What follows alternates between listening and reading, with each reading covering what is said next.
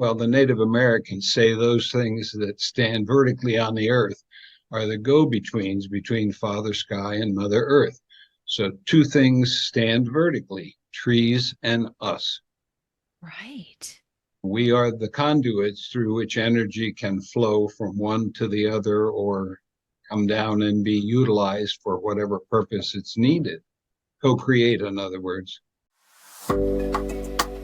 Ready to have a deeper conversation about body and soul, sacred leadership, and our collective evolution? Welcome to the Wise Body Ancient Soul podcast with me, your host, Charisse Sisou.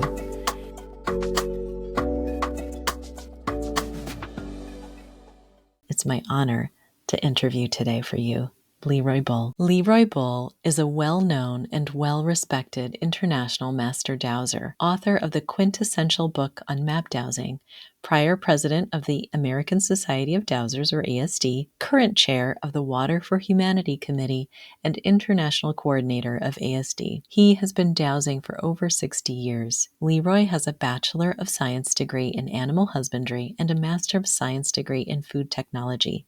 He currently resides in Stamford, Connecticut, USA. Leroy has successfully dowsed at least 3,100 water wells.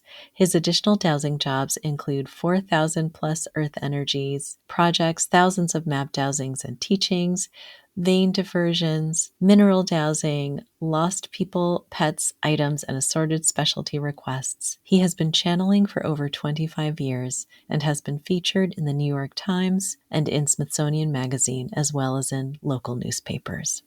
Well, as someone with 68 years of dowsing under your belt, take us back to the beginning. Like, how did it all start? How did you get started dowsing?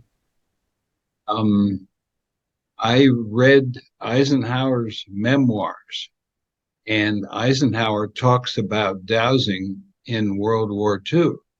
He, in fact, had crews of soldiers who guarded dowsers who were trying to find water after the Germans had pretty much covered it with oil and all kinds of things in order to get rid of the Americans and British and so forth. And my grandfather was a dairy farmer in northern New York State, Watertown, up in the snow belt. And one Easter, he lined 5 or 6 of us cousins up and handed us all fork sticks and said, "This is how you hold it, and this is what you do, and you walk straight ahead slowly." And mine went down so fast I thought it was going to hit my foot. And he said, "Yes." And he said, "Well, if you can work this into your life, it could be very handy for you during your life." My father could do it, but he was exceedingly high up in Pennsylvania government, and 2 different bosses told him he couldn't do it for money while he was in their cabinets. They didn't want the Harrisburg Patriot News in 1960 to find out that the state secretary of agriculture for Pennsylvania walks around with a fork stick in his hand. It wouldn't even make the comic strip today, but then it would have been very interesting. Right, So absolutely. yeah, since then I've done 3,300 water wells on 4 different continents, and I've been to Japan 12 times to find time capsules buried by grade school kids. In 12 trips to Japan, I found 13 time capsules. Oh my gosh. I want to ask, like, what are the 4 continents? I'm curious. Well, of course, the North Americas and Japan and England, So you have, and there's one more if I can think of what it is. Well, well, North America, South America, too. yes, And America. then, yeah, Asia and Europe. Wow. Yep. What was the, I'm going off script, but what was the weirdest thing that you've ever found? Yeah. To me, the Top example 3. I usually give is a well driller friend of mine had a job to do at a, and when he was there, the people in the house asked, there's something wrong with their guest area, which used to have a mother-in-law, and then it was empty for years. And they went into it expecting grandkids to come back, and it smelled like sewage. And the well driller said to call me. So I drove out to their place and marked where there's a hole in the pipe, basically underneath the toilet. So they had the plumber come and take the toilet out. And then they jackhammered the cement in order to get down. And when they built the place, they brought a poly pipe over from the toilet and an iron pipe over from the bathtub. And they just slid them together. They didn't hook them in together in any way. So she calls me up and says, "What do I do now?" I said, "You go to Agway and you buy 50 pounds of lime and you throw it in there and you cement it over and forget it, because that's all you can do." It was pretty weird. So your weirdest find was bad plumbing. Yeah, yeah. Oh, Most unusual. that's fascinating. That's fascinating. Well, you said, in your story about with your grandfather, it almost sounded like he had a little bit of like a prescience, like knowing that this would be something big in your life. Do you Yeah. think? Was he a bit of a sensitive or an intuitive himself? Well, he was a good farmer. And of course, he was in contact with the universe, Mother Earth, and Father Sky. And yeah, on that level, he was a permission giver too. He the power went off and we milked 50 cows by hand, and I was 11 years old, and he hands me the key to the truck. He and the hired man put the milk cans on the truck, and I was supposed to drive it down into Watertown to the dairy. I was 11 years old. How did you reach the pedals? That telephone books. You're exactly right.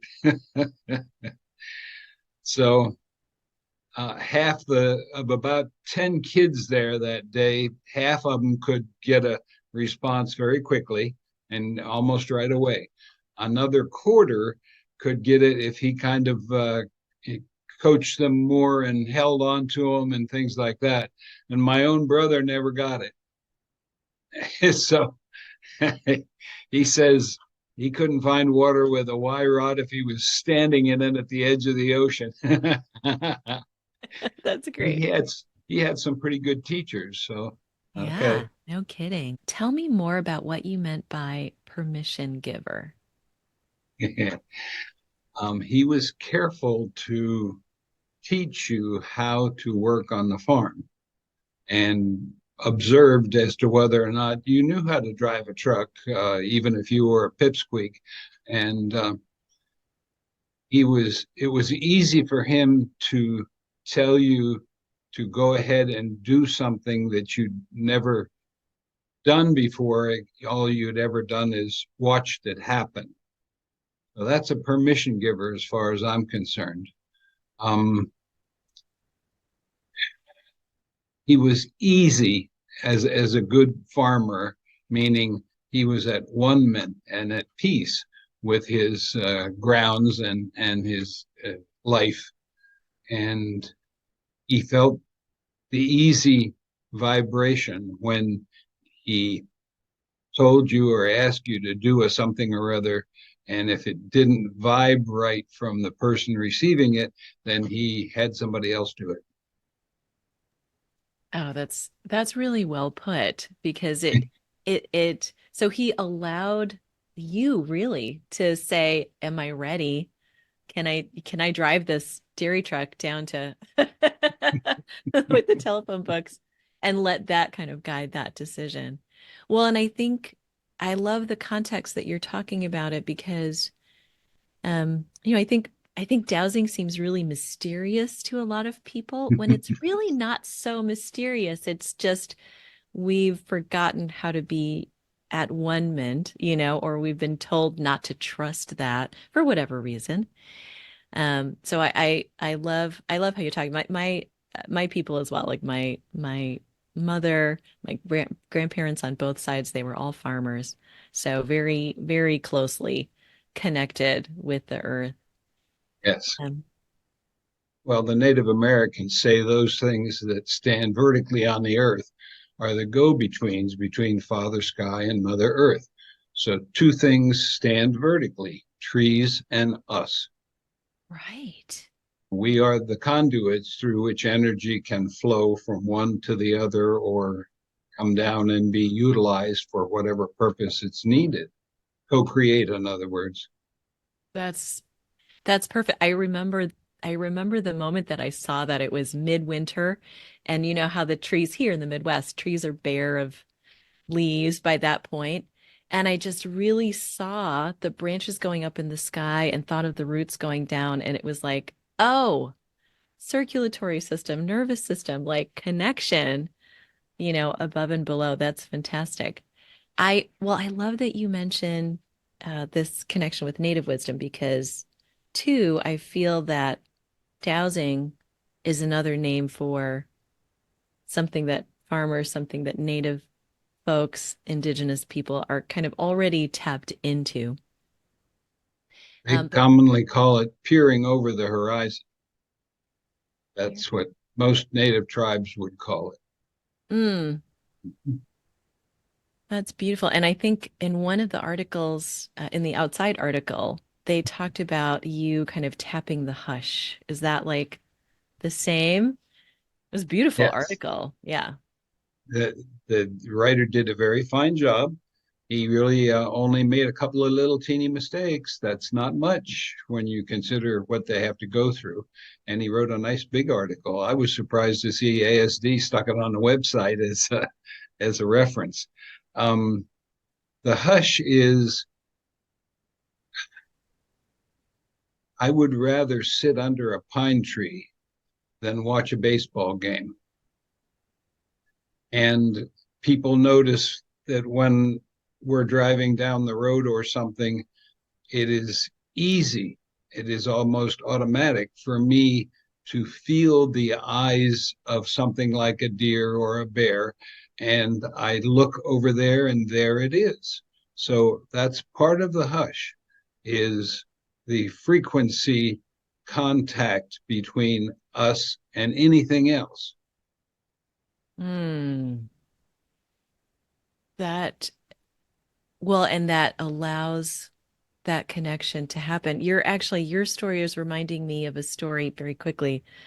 A native man was being interviewed about how he hunts, and he actually only takes one bullet with him, and he just asks for the animal to offer itself up. And it just reminds me of that. It's like he sends that frequency, that vibe energetic signature out, and the one with the matching energetic signature comes forward and says, "Here I am." Wow, that's beautiful. Yeah, I noticed on the inside cover of your book, which I do not have yet, but now I really want it. But on the inside cover, it says there's a Cherokee name. Is that your Cherokee name? Tell me Yes. more about that. How two eagles. Yeah, it means two eagles. I'll let you pronounce it because Oh, um, I don't have it in front of me and I don't know how to pronounce it that way. Awahali. Awahali. Okay.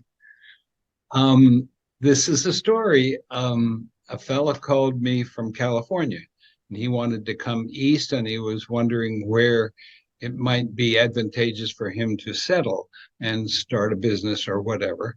And so I mapped out it for him and sent it to him. And he set up a time to come east. On his way east in Illinois or someplace like that, he stopped in a health food store and bought his lunch. And my card, then from Pennsylvania, was pinned to the corkboard in the foyer. He called me. He called me from the health food store, and needed some information. And on the way out of the store, he runs into a Native American Cherokee grandmother. And they got to talking, and they both were going east.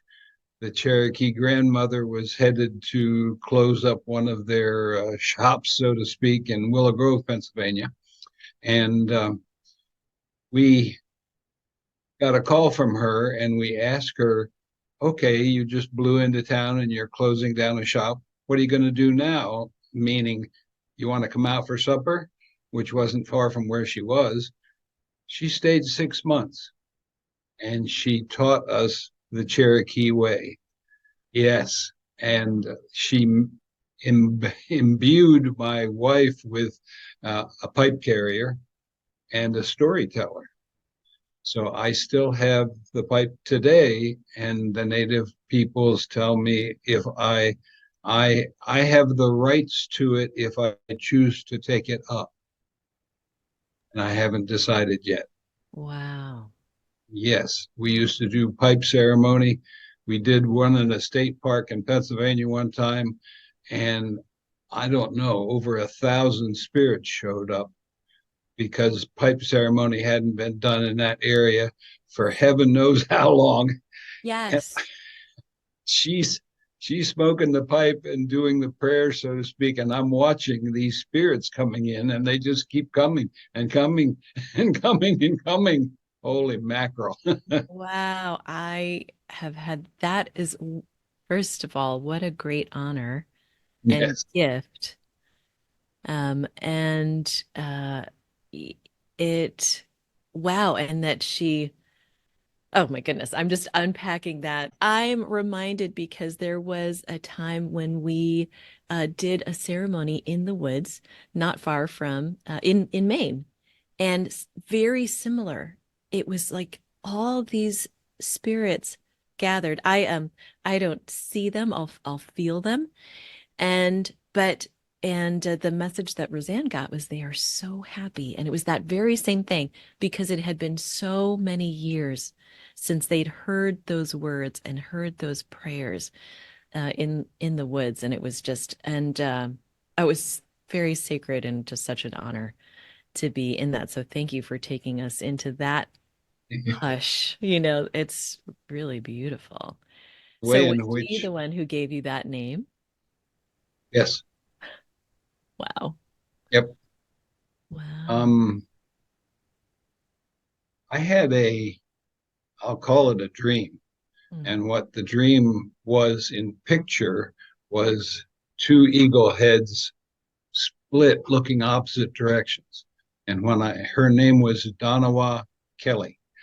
And when I asked Donawa Kelly what the dream meant, she said, you are given one eagle for your work here on earth and the other eagle for your work in the sky. Mm. Mm. Yeah, very nice. She's passed over, but then that happens to all of us. So Absolutely. Absolutely. And she's with you. She wanted to be here today because that's, just the fact that this came up. It was like my own guides were like, "Ooh, ask him about this." There's a good story there. But I think it says it really speaks to your connection. And it feels like, and again, this is just from the stories that I was reading, and it feels like some of that connection even predates that moment when you were 12 and your grandfather handed you the wise stick. So you talked a little bit about your guides and how you had, you know, tell me more about them if you would like, and I'll when you put a first, precursor on it. yeah.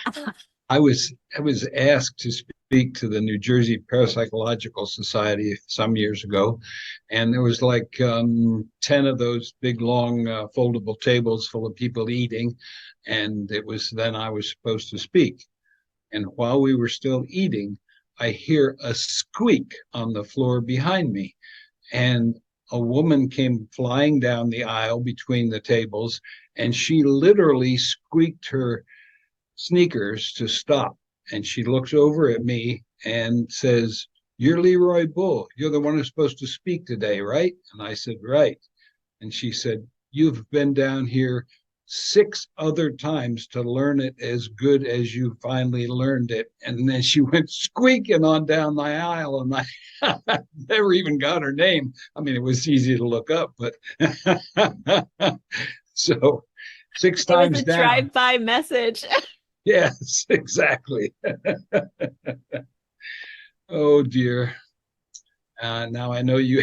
I lost it after that one. Oh, no, that's Which all good. question was it? So I was asking about because I was reminded, um, how now that she's passed over, she now is one of your guides, this beautiful Cherokee elder that came to you.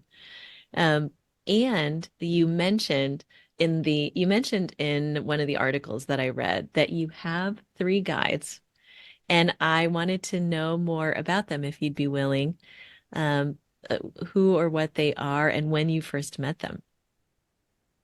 um, I have permission to do so, so we're going to do it. My wife and I had a preceptor, a teacher in Pennsylvania, and she taught us much more about meditating and guided tours and all of that kind of stuff. And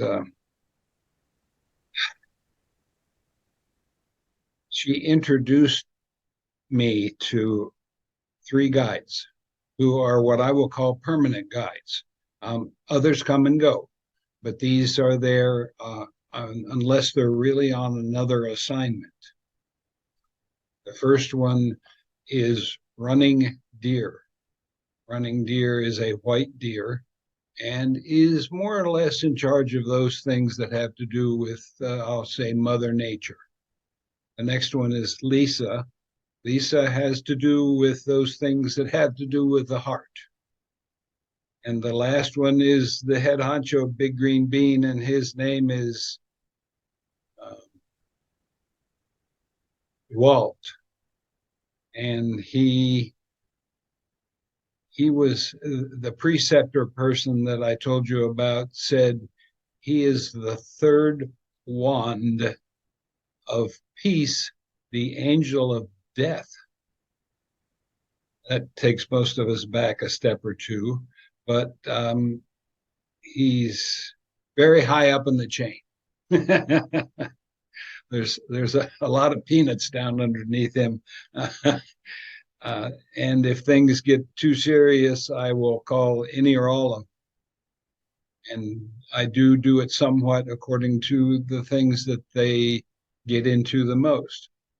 Um, if I want as much power as I can put into something, bring it down, I will do it with the head honcho. So Wow, so you have a really powerful group of guides. And we're so in tune because my next question was like, do they come, are they permanent guides? Do they come and go? And you literally answered that question. So these were actually guides that came in later, right? Or yes, not necessarily came in, but you were introduced to them. Had they been your guides all along, or that was the answer is yes. yeah. What I just did was, if I need a yes or no answer and I don't have a tool, then I put here is 0 and here is 100, and I run Mm. my finger up to whatever percentage it is, and I get a light streak across the chart at that point, so I can answer people's questions fairly quickly. Yeah. Yeah, it's nice. Well, that is nice. That is nice. I have half a dozen people who I'm going to call them environmental sensitives. And you know this part too. Okay. Um, Oh, I'm they getting chills in my body. good. Those folks can be in real trouble. Mm. For example, one called me one time and she had something about her teeth, and she went into the dentist and she was going to need some work, and she had him write down the chemicals that he would use. And Mm. she made another appointment, and she called me in the meantime and asked, are any of those 3 or 4 chemicals going to kill me? She could go into anaphylactic shock if any of them doused. as negative. And that's just an example of some of the things I commonly go through. And of course, I don't fiddle with their prescriptions. That's illegal. But Of course. their other things, supplements, I'll call them, can be moved around. Mm-hmm. Hmm. So she actually consulted with you to douse on that. Are these safe for me to take? Oh, Yep, that's interesting. How does that how does that connect in with the environmental sensitives? Is it that she is an environmental sensitive or? yep. I have, oh, 3 or 4 or 5 of them, and it's nothing for them to call me. It's at 8 o'clock at night. A heck of a lot of people know me because I was a president, including Betsy, who you met this morning. Betsy's known me for a decade. She's attended my talks, she has attended my wife's talks, and so forth over many years.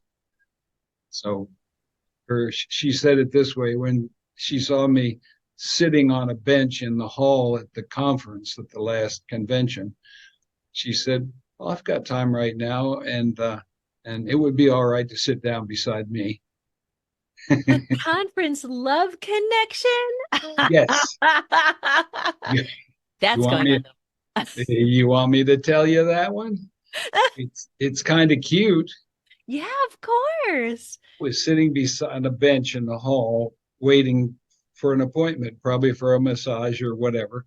Mhm. And I had a fellow sitting right beside me who I've known for like 40 years. And around the corner from the demonstration area comes this woman. And I looked at her, and she had a clear aura, easily defined, and it was all full of little teeny sprinkles, silver sprinkles. And I bumped the guy beside me in the rib, and I said, hey, she's cute and she's got sprinkles in her aura. And he looks over and says, she is cute and she's got sprinkles in her aura. as, as they would say, the rest is history. Oh my goodness, that is beautiful. And also just exactly the kind of conversation that goes down at conference. I remember one woman stopped by my table and she was like, she's an angel, isn't she? And I was like, you're getting that too, right? She's like, no, really, like an angel, angel. And it's exactly the kind of conversation. It's what I enjoy so much about conferences. We can just kind of, Yes, be ourselves and you're in a it's group of like-minded people. It's very exactly. nice. Yeah, it's a Very gift. nice. Real gift. It's a real gift. Yeah. Well, tell us about, you mentioned this early on. My guides are reminding me, like, talk about this. You mentioned map dowsing, right? So tell us, give us a vignette. What is map dowsing? As they say, I wrote the book because my book is used on 4 continents. Yeah. And ASD's bookstore person at the time said, look, you've been teaching this for 25 years. Next time you get a little time in your life, then you take your notes and you turn it into a book. And she was very specific. She said, I want a book that lays flat, like ring bound, because if it's a bound book, it'll try to close up. She says, I want maps in it for them to practice after they've read your book, and so forth. And so it came to pass. That is great. My science officer discovered that, as usual, the government was throwing money at something in order to make it better. So they were throwing money at the largest mind mirror machine in the world, which was installed in Sedona. And he asked the board of trustees whether we could rent a little time on it and try out a theory about dowsing mechanically. We said yes, and he went there, and they said, look, we just got it going, and we estimate it'll be 2 years till we prove or disprove what Congress wants. And he went back 2 years later and bought an hour. And they wanted to read the prospectus of what it was we wanted to prove or disprove. And the prospectus was that if you get into at-one-ment far enough, you're probably a dowser or a psychic or a martial arts person or somebody who is that far in. And we said in the prospectus that these people, not just dowsers, have cooperation across the corpus callosum, two sides of the brain. And that's why they are so able to retrieve information. So it came to pass. We got it done. And in seven frequencies, it would do seven frequencies needles at one time in living color. And before Walter Woods, who was president at the time, sat in the virtual reality chair, they said, "You people are crazy. We read your prospectus. You're crazy." And so the prospectus said things like, he's going to sing, he's going to pray, he's going to douse something, anything, and he's going to, I can't remember the last one. 15 minutes into the hour that we bought, the scientists are over there behind the glass because they're trying not to make noise because that stuff shows up on the screen too. They said, they mouthed, "You've already proved your point in 15 minutes. Good job." So Wow. I've heard stuff come in over the news in the 10 or well 15 or 20 years since then. The scientific community is catching up to that experiment, and it's Wow. taking, and it's okay. Oh, absolutely. Yeah, Absolutely. I think it's sometimes it is just that timing. And so what they proved was they were able to measure that the both hemispheres of the brain were talking to each other. exactly. It was, for them, it was easy to see on the needles wiggling on the charts and the colors coming out of the feeder and all that kind of scientific stuff. Yeah, the scientific stuff. I Well, imagine was the jazz like did they have like electrodes all over their head? They must have, yeah, right. virtual reality helmet. Yes, Oh yeah, got it. Got it. common, sort of common today, but not then, of course. Sure, sure. What was the time frame of that? Do you remember? Time frame. Yeah, That would have been 1998, roughly. got it. And there were two articles in the quarterly magazines about it. Yeah. Quite descriptive with charts and everything. So there's a lot in the quarterlies. Yes, there are. There are. Well, and it's interesting because just to kind of put it in context in terms of the time frame, so this is like early days of the internet. And I just read another article where they talked about how like they did a poll in 2001. It was a Gallup poll, and something like 41% of all people surveyed had had some kind of awakening experience. The difference between that time and now is they wouldn't tell anybody about it, Right. because heaven forbid people call them crazy, right? Like just like the reaction that the Dowsers got saying, like, this is what we think we're going to be able to prove with your fancy dancy machine. And fast forward to now, you can go, there are kids on TikTok, videos on YouTube, You can see it. sharing all kinds of experiences Sure. now. Yeah. I'm not looked at so skeptically anymore that, they used to cock their head and wiggle their eyeballs but they had the guts to call me to find them water. So it's an interesting dichotomy. Now, the map dowsing thing that you talked Yes. about Hmm. is in Native American terms, you have electrical centers running up your spine. They call them chakras. Hmm. And the chakras really are your radio aerial out there in Mother Nature, and they're pulling in the frequencies. You send that information, as you do all information, to your medulla oblongata, which is the root section of your brain. And if you can send it from there up to your cortex, then you know what you feel from Mm. your environment. Now, everybody gets the same treatment. I mean, that's how it works. The difference between dowsing, map dowsing, and remote viewing is only how you sort the information. Mm. If you expect to have a piece of paper in front of you and mark down where the lost whatever it is located, fine. If you expect in your mind's eye to see the field or the building, then you will see the building. It's only a matter of how you expect to process the information. Expectations again.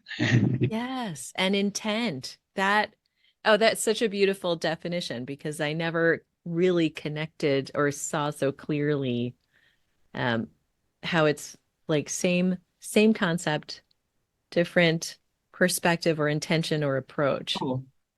How you sort it, how you sort the data. My first time for remote viewing was I was asked to mark a well on a field. And I pulled up to the field. The owner wasn't there yet.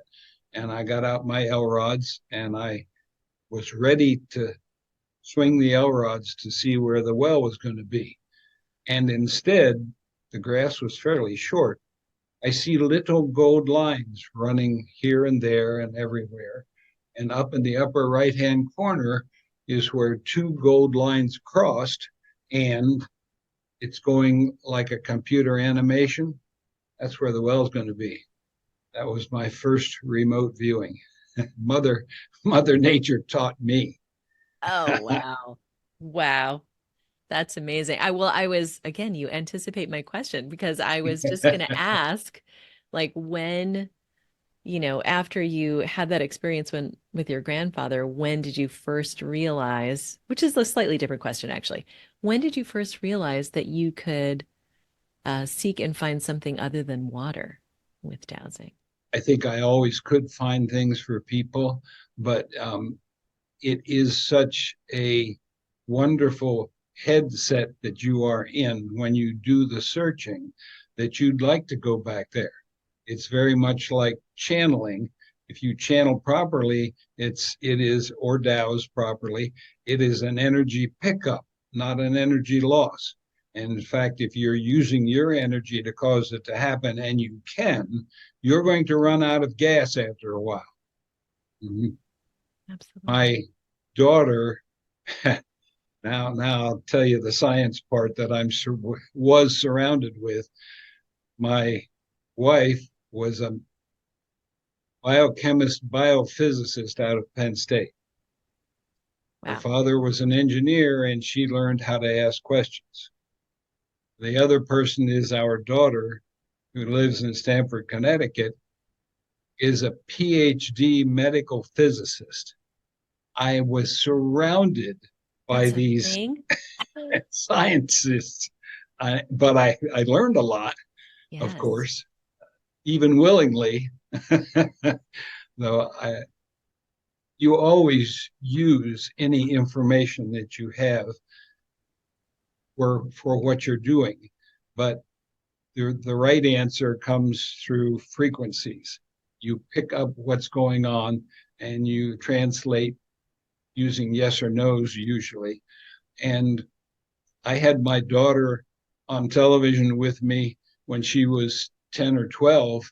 She was demonstrating dowsing in a field, and I was too, and the cameras took the whole thing in. Now, got time for a fun one? Absolutely. Okay. When she was 16 and old enough to drive, my daughter, and there were years when there were droughts, and I was working 14 to 16 hours a day, 6 days a week. And if I had too many wells, I would write one on a piece of paper and leave it at the breakfast table for her. She would get in her little old jitney car and drive there. Now, the anthropomorphization was this: she used her hand as a tool, And she waves her hand across the field. And when the palm of her hand turns warm, that's the direction she needs to walk. And then she puts the palm down by her feet and goes up that vector. And when it turns warm the second time, she's pointing right where the well's going to be. Now you see how long that took. So she'd go back to the car and get a stake and hammer, walk up there, pound it in the ground, and get in her little jitney car and go home. I'm going to get a call that night from some farmer or somebody who says, if you think I'm going to drill for water where that little girl in her little old jitney sports car pounded the stake in, I'm not going to drill there. He said, and the next thing he said was, I didn't even get off the porch and she had the job done already and she was walking back to the car. So it took years, but I finally figured out the right answer. I would tell them, if you drill where she put the stake and you don't get water, I'll pay for the drilling. That puts it on the line right where they're thinking. Absolutely. No better guarantee than that. Wow. Did you ever have to pay for somebody's drilling? No. No, and she worked at Stanford Hospital, Stamford, Connecticut. She installed the cyber knife. She went to Europe and bought it. They shipped it back, and she had the building ready for it to be put in by then, and she ran it for a couple of decades. The And cyber, what is that? cyber knife, it's a nuclear beam used to shoot tumors and things. It's very, very finite, extremely. She called me one time. She'd been at Stanford Hospital for, I don't know, 5 or 6 or 7 years. And a young boy was brought in and he had a little lump on his wrist. And of course, they biopsied it and it was cancer. And the appointment was set up, 2 appointments. Well, first one was to get tattooed.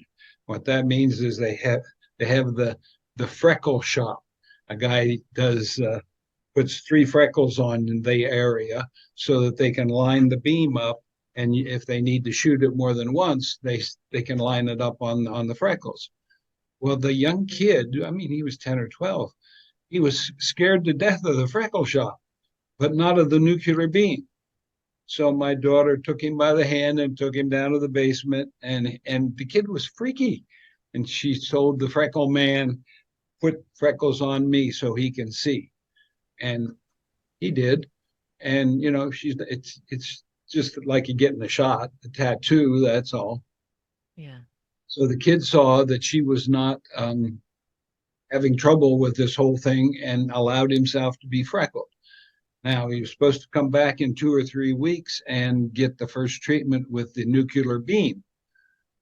He walks into her office and there's nothing left on his wrist. And she says to me on the telephone, Dad, what happened? Yeah. And I said, I've got a book called Subotherapy, which is acupuncture, acupressure. And I went and got the book, talking to her on the phone. She told me as close as she could where they put the freckles on. They tattooed the kid on the mother meridian and they knocked the cancer right off his arm. It was Oh great. my goodness. That is great. Oh, wow. And I love how they just disappeared. Like, well, no need. No need Couldn't anymore. even, she said you couldn't even see where it was. I mean, there was a lump there before. The chances. The chances of Fantastic. that. Yeah, that is fantastic. That is fantastic. Oh my goodness, Leroy. I could talk to you for hours easily. Yes. Easily. I'm Um afraid I could talk for hours too. I know. Just try and pry this microphone out of my hand. Um, the as we, as we come to a close, well, hopefully I'd love to have a chance to interview you again because I feel like there's so much more I want to ask you. And what would be your um, what would be your piece of advice for, say, someone who's new to dowsing? Like they're brand new, this is the first they're learning about it. What would you love to impart to them today? That the first thing is to be open and to be willing and accept new information because it is not the usual thing, at least not yet. I'm hoping that the coming age of Aquarius, which we're really just on the edge of, um, is the time when people will be tuned in. They will be dowsing. They will be going through their life the way it was meant to be and easily and not stressing and not shooting each other and running at people off the road like all that silly stuff, usually in California. But anyway, um, Spoken like an East Coaster. yes. Actually, if I may, I like piggyback on that question because I can feel it. For some folks who are new to this and they're looking at like, wow, dowsing, this divination tool. What is the difference between, like, I have an intuitive sense of this, but how would you articulate the difference between, say, using your senses, dowsing rods, pendulum, versus like a Ouija board or something like that?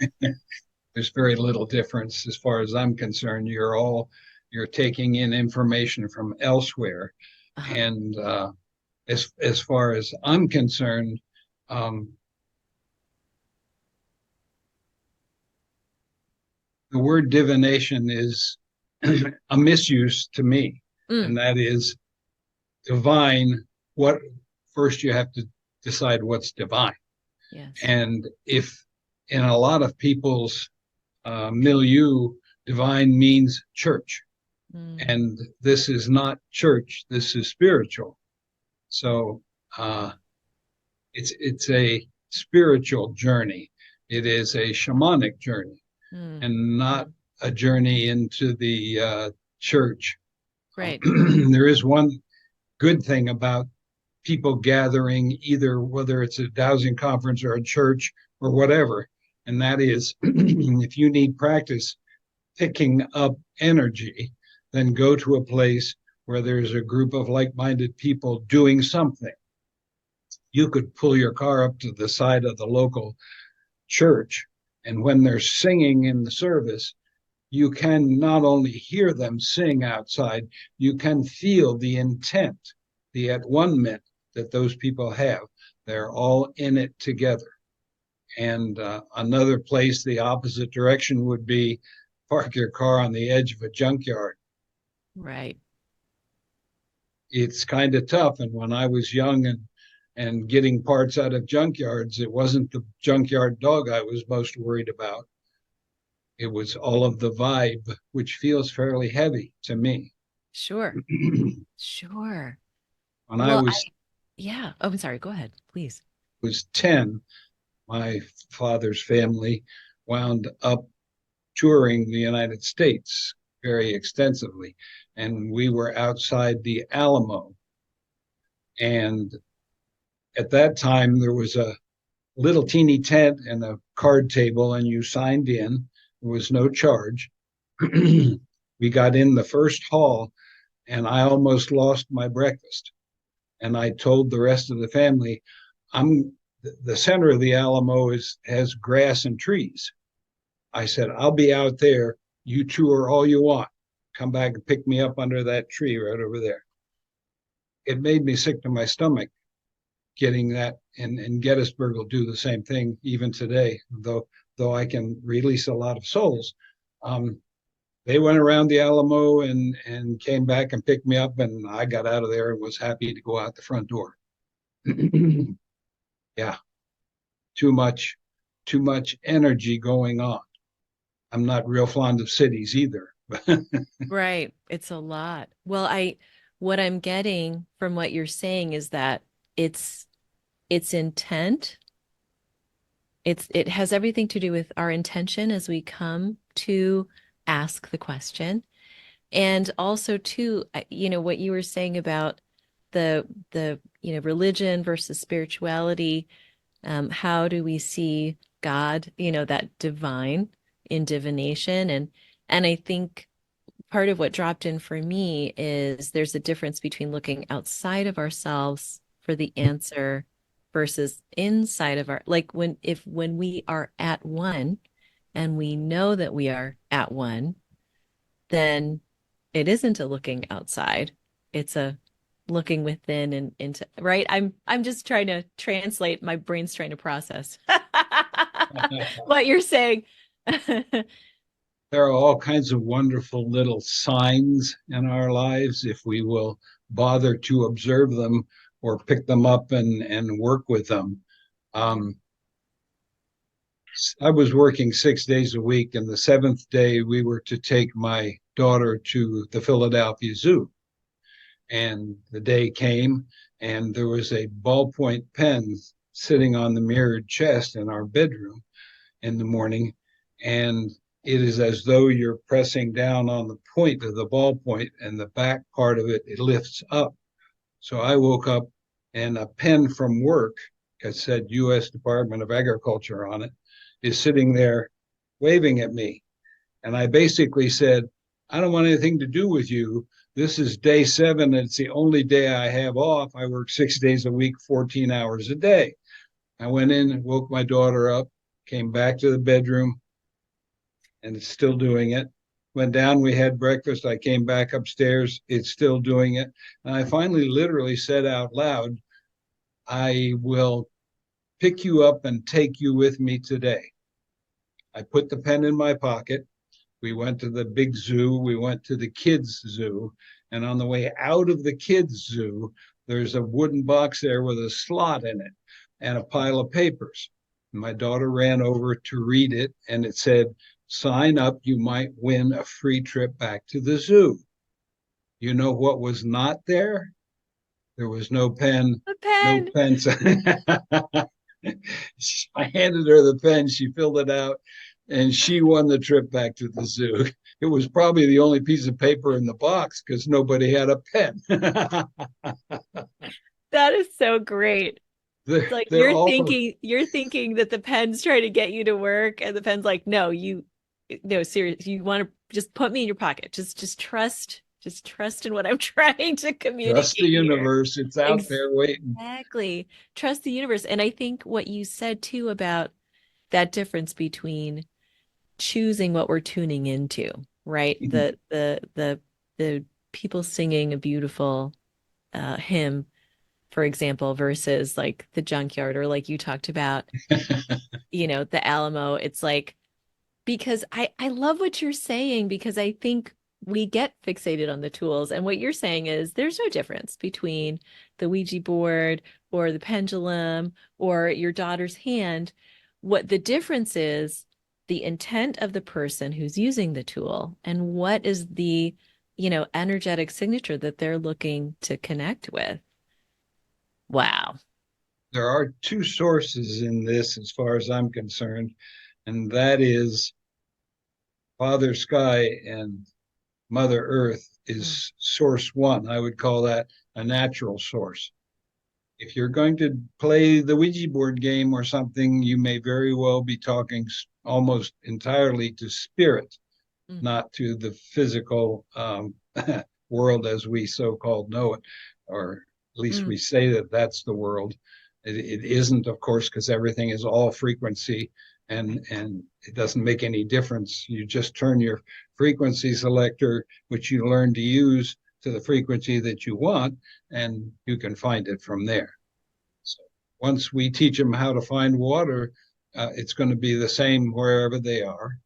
And mhm. if you can learn to turn your selector to energy ley lines or copper or brass or oil or gas or whatever, it doesn't really matter. Mm. Hmm. One time, I dated a girl in high school, and I she was a junior, I was a senior, and so I saw her in the halls, no, every day, and sometimes I'd even help her do the paper route that her brother had because he was a cross country runner. We take my jitney car and throw the papers and so forth. At any rate, one morning I woke up and I called her on the phone, which I never did because I would see her in school. And I said, don't go to school. And, she, first two or three times I said it, she kind of took it. She knew I walked around with a forked stick in my hand, but the other stuff she didn't know. And Mm. I said, just don't go to school today. Stay home. Pretend you're sick. Whatever you need to do, don't go to school. And the fourth or fifth time I said it, she hung up on me. She went to school. She took her history test. She got an A, as always. And she went to gym and broke her ankle. Ah. At that level, I was confused. I didn't want to even think that I would helped to hurt my girlfriend. Hmm. But it was really, of course, viewing in from the outside, third person plural. I saw the activity before it took place. And of course, after that, she would listen. Yeah. Wow. Yeah. That didn't feel good for a long time. I stayed as far away from parapsychology as I Sure. could. Sure. So what you're saying is there was a part of you that felt like, did I help this happen by Yeah. stating it? That's such a right. And perhaps there was a little bit, right? Because then something, but or maybe not. It's like because because this is the thing too. It's like when we see that future, it's a moving target because free will, so many other Yes. factors can come in and shift that. So nothing is set in stone, but wow. Yeah, that I bet she was a little startled. That's why she hung up on you. Put pleasantly. She was weirded out. I- oh my goodness. Do you have a moment? Where are we on time? We're good. We're good. May I ask you, just to um, clarify, because you said there's really two sources, right? Where you can be tapping into Father Sky, Mother Earth, or nature, or spirit. And like it just, and when you are talking about spirit, you're talking about the other side. I guess like what is that distinction? Because sometimes people refer to nature as spirit. Do you know what I mean? So Yes. what is the distinction you're making there? The word Indian, which is it, Native American or is it from the country India? It's the same sort of problem with Gotcha. the language. Um, I consider the Ouija board as feeling into the information that is sent to us by people in previous generations. Got it. Having lost my wife of 57 years about 2 years ago, Mm. and we have talked several times. And some of it's been very interesting. One, when I was sitting there in the hall, the story I told you when I met Betsy, Yeah. my appointment was to go to a psychic who I've known very well for years. He's from Canada. And yeah, I walked in and sat down. We didn't even shake hands. We know each other so well. And right away, he buckles up, his eyes wiggle, and he says, don't you even think about coming up here to be with me. You're not done down there yet. And I knew who it was. Oh my goodness. Oh, I just got tears in my eyes. That's Yeah, amazing. me too. And a couple others. She says one time to one person, just keep doing what you're doing. Mm, It's important that you do it that way. mm. And the last one, just remember she was a dyed in the wool scientist until she met me. She says, I am free up here to fly around among time zones and wormholes. And it's a lot of fun. Ah, Fantastic. oh, Just that's fantastic. fantastic.